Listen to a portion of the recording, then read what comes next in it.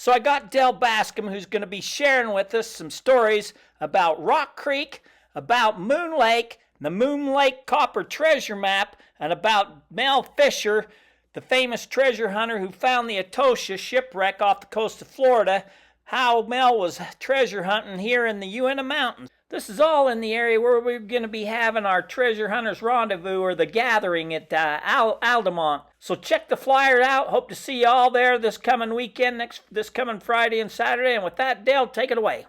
Now what this story is that in our day and age, a guy by the name of Young was up exploring Rock Creek. He was up there fishing or whatever he was doing, I don't know. And it talks about, Gale talks about it in his black book, Lost Gold of the Uintas. And he talks about the individual, and Ed told me the story of what happened to this guy. He found the wooden door mine, a wooden door mine, and the Indians grabbed a hold of him from behind and they threw him down and cut off 3 of his fingers. And they told him that that was his warning, that if he came back, he'd be killed. That's up in Rock Creek. There are other wooden and iron door mines as well. Fascinating area. Now in my book I also talk about the copper map. That's one of the documents that I believe originated with the church.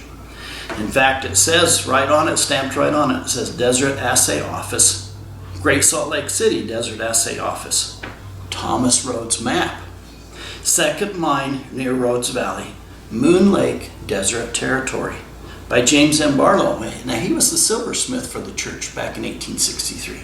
So he was the one assigned to make the map. And so I know, Dale, that nobody knew about this map until you uncovered it, and then you chose to share portions of it with us in your book.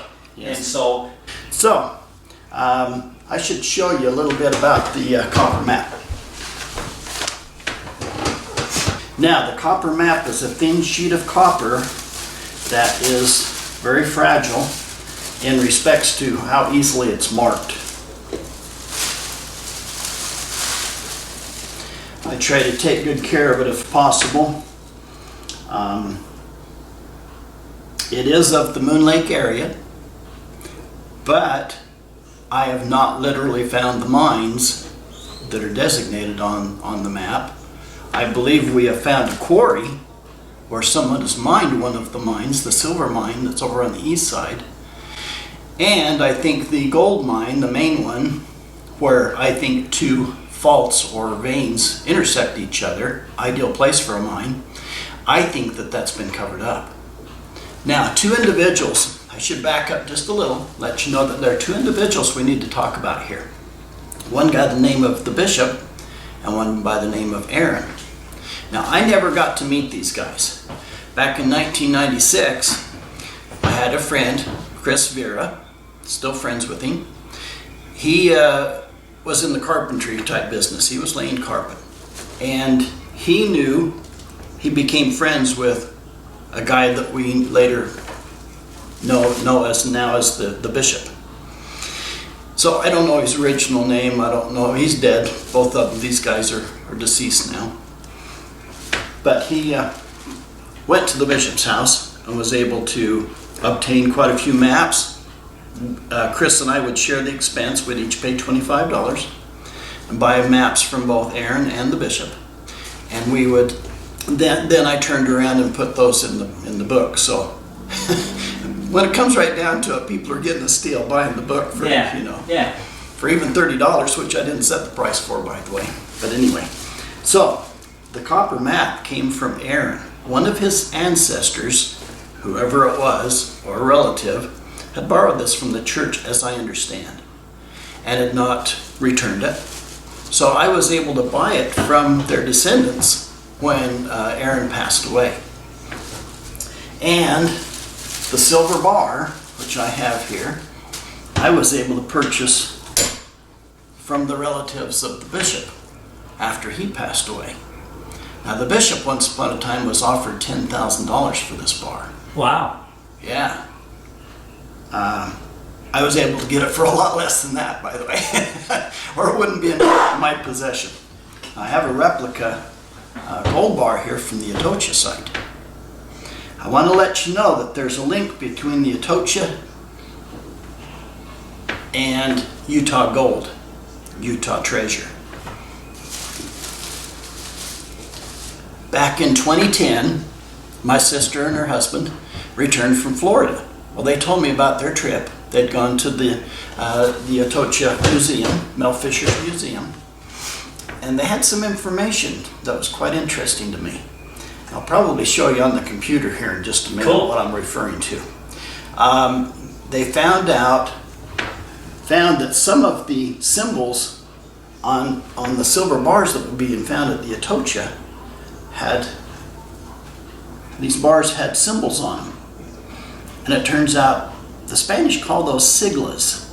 Now siglas go way back to the days of Portugal in 1100s, long about then.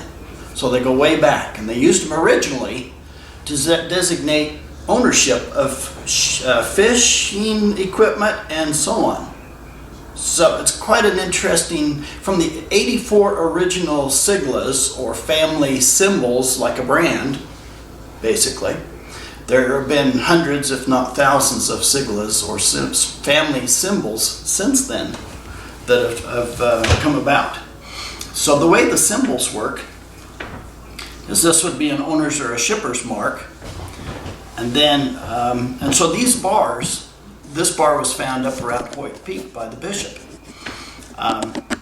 These symbols were ready for shipment when the Indians massacred them. And the bishop was told by the medicine man where this massacre site was. Well, he went up on Hoyt Peak and was able to find both gold and silver bars. This is the only one I've ever seen. I imagine he sold the others ahead of time. There's much to learn from this bar. As you can see that it's stamped several times across so that the king's fifth could be cut off, chopped off, and it would still have many of the symbols on it so that they could tell that the fifth had been paid on it. Also, you can tell by the shape of it that that was just done in a sand mold. Probably they poured the silver directly into the sand. They just made some kind of a groove and poured it in there because it's very rough on the one side and smooth on the top side, more or less. Also, another thing on this is that the word Hispin is all backwards. Now that either means that the person that was marking this didn't think it all the way through what the stamp had to be to make the mark correctly, because Hispin is Latin for Spain. Of course, in capital letters, only the S and the P are reversed. But in any case, you know. Yeah. But it could have been done by Tapia, or whatever they pronounce his name as, Tapia, who is the same individual who stamped some of the silver coins found at the site of the Atocha. Now, as you recall, the Atocha was sunk in 1622. I believe that there's a connection between the Atocha and Utah gold. Now, let me explain. I'm glad you're going to explain, because if you wasn't, I was going to press you to explain. In 1996, Mel Fisher came to Utah. A good Indian friend, a Native American friend of mine, actually had the experience of Mel Fisher approaching the Indians, and he slapped down a gold bar on the table. And on the back side of that gold bar was a map. Well, the gold bar went around the table. Mel Fisher tried to negotiate the terms, and he wanted to give the Indians 10%, from what I understand at least. That's what my Native American friend told me. 10% of the treasure, and the treasure was on the Indian property. The Indians didn't agree to that, so I went with my Indian friend, and we went and looked, and we used my rod, which is something that works for me, my PPL rod, And we went up into Rock Creek, and sure enough, the treasure is still there. My friend said, I want to see if it's still here. And for me, the PPL rod said, yeah, it's still there. And then he said, can I borrow it? I said, sure. And he tried it as he was driving past, and sure enough, it pointed to the same spot. Well, so we figure that the treasure is still there. So before we get anybody real excited, that's on the Indian reservation. Oh, yeah, big time. It's no trespassing. Exactly. They have their own jurisdiction. If you go on their property, you're in big trouble. It's just not like you're dealing with the local sheriff. You're dealing with the tribal police, and they don't like people trying to steal their gold. They're on their property even looking, because it's their property. I was with him. That's the only reason why I dared do it. Well, that's why I just wanted to make that clear for people watching this video that think they can just go to Rock Creek and go, it's not going to happen. Don't get yourself in trouble. That's right. That's right. Back to you talking about Mel Fisher. The Indians turned him down, but that didn't stop him from looking in the Uintas. He flew around in helicopters and was still looking, and it's rumored that he did find some things, but that's the way the rumor goes. Yep. And he had equipment that I don't have. He had access to infrared cameras and that type of technology. I don't have access to that, Not on my budget anyway. In fact, this is probably the most expensive item I've ever purchased right there. Most of my metal detectors are used and things like that, so that's just the way it goes. Yep. The Moon Lake owl tree, which was actually a heart tree, but the part of it's grown over, and Dan Lowe talks about that in his book, so it's okay for me to say it. I was keeping it secret, but he chose to disclose that.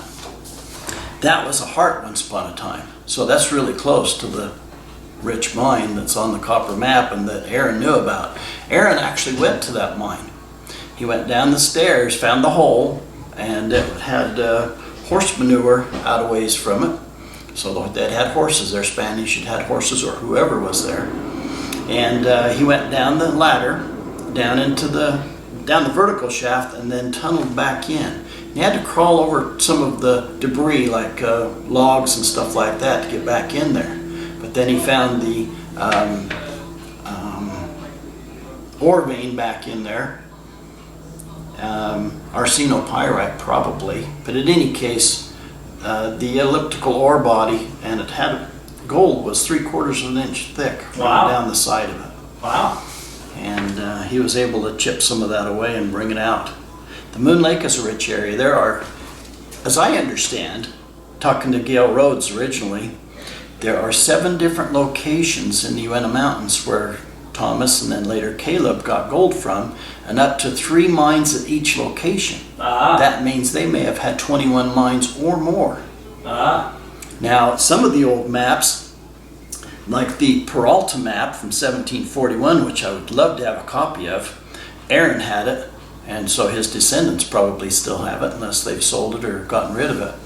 It had over 100 mines on that Spanish map, that leather map. Wow. And it had the Peralta symbol on it. As you know, the Peraltas were very wealthy. They had the mines down in Arizona. I think it's the same family. Yeah. About the same time period, for example, and so on. So that family knew a lot, and Aaron was able to buy that map from a source back east back on the East Coast there somewhere. I can't remember the details anymore. So I want to tell you a story that I heard from a guy that I met.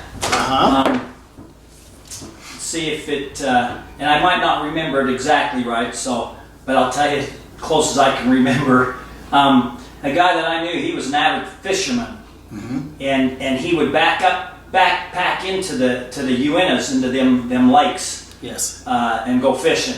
And it started with his dad taking him there when he was a kid. Yes. And one time they backpacked into a lake area, and it's slipping. It's not on the top of my head right now what the name of that is. When you get my age, Dale, you'll know what I'm talking about. There we go.